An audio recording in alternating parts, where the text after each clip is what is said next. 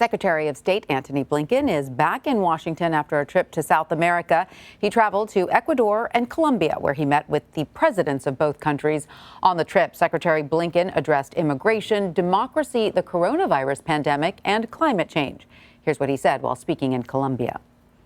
The core focus of this trip for me, my first trip to South America as Secretary of State, is how we can make democracies deliver for our people. That is our common challenge. It's our common responsibility.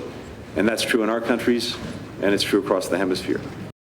For more on this, I want to bring in Eric Farnsworth. He's the Vice President of the Council of the Americas and the Americas Society. Eric, welcome. Great to have you with us. So what will Secretary Blinken's trip to Ecuador and Colombia accomplish for U.S. relations? Hi, Tanya. It's great to be with you. I think it's an important step. First of all, traveling to the region is always important. It's always well received by senior U.S. government officials. But the two countries that he chose, specifically Ecuador and Colombia, are two strong democracies, two countries with leaders that are willing and wanting to work closely with the United States, and doing so under some difficult democratic conditions. Colombia right now is faced with literally 2 million Venezuelan refugees who have gone into Colombia, challenging social services and the ability to really integrate them into society. Ecuador has its own challenges, large debt to China, an election that was contested heavily just a year ago. So these are countries that will receive, I think, a political boost from a Secretary of State visit. And from that perspective, I think it's very important. And speaking of perspectives, how is his visit viewed by those who live in South America? Well, again, I mean, the fact the Secretary of State is going there, but here's the key.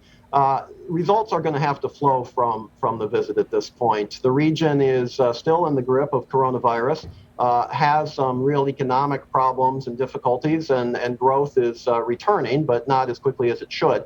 And so the region is looking for real concrete results from the United States in terms of cooperation. The Secretary of State spoke of making democracy deliver. I would say that the countries of the region are also wanting to see that a relationship with the United States delivers for them, so that the cost of that relationship, which can be high politically in the region, is outmatched by the benefits. And so that's what they're going to be looking for over the longer term.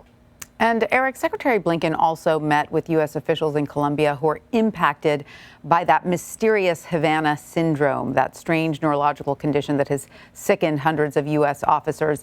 How could this impact national security and U.S. relations? I mean, our understanding is that U.S. officials are being stricken with this all over the world, so it's not endemic. Despite its name, it's not endemic to Latin America. But what impact could it have?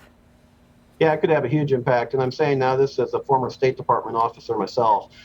These are real people on the front lines of diplomacy for the United States abroad. In fact, they're the first responders of international crises. And to the extent they're unable to do their jobs or are frankly afraid to do their jobs, that has a dramatic impact in terms of the ability of the United States to not just project our interests abroad, but also to help the people worldwide where these things are. The Secretary of State is obviously seized by this. Everybody, by definition, who works at the State Department reports to him. So he's not just the Secretary of State for the United States. He's also the boss of the personnel of the State Department. People are policy. Without them, you can't promote what you're trying to do. This is a huge issue. It needs to get resolved quickly. What sort of progress do we think has been made in terms of figuring out what exactly it is and who's behind it?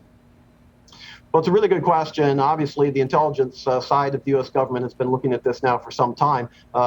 CIA Director Burns, when he was recently on travel, his own traveling party was affected by this, and he personally recognizes the stakes. He's a former Deputy Secretary of State himself. So what one can say is that this is under real investigation in real time as a high priority. But you'll notice it's also impacting policy because, for example, any effort to try to improve relations with Cuba, for example, have been frozen in part because of the inability to try to figure out what's going on in terms of Havana syndrome. And again, it's not just a Cuba thing, but that's one impact. So there are others as well. Eric Farnsworth, thank you so much for joining us. We appreciate your insight. Thanks for having me.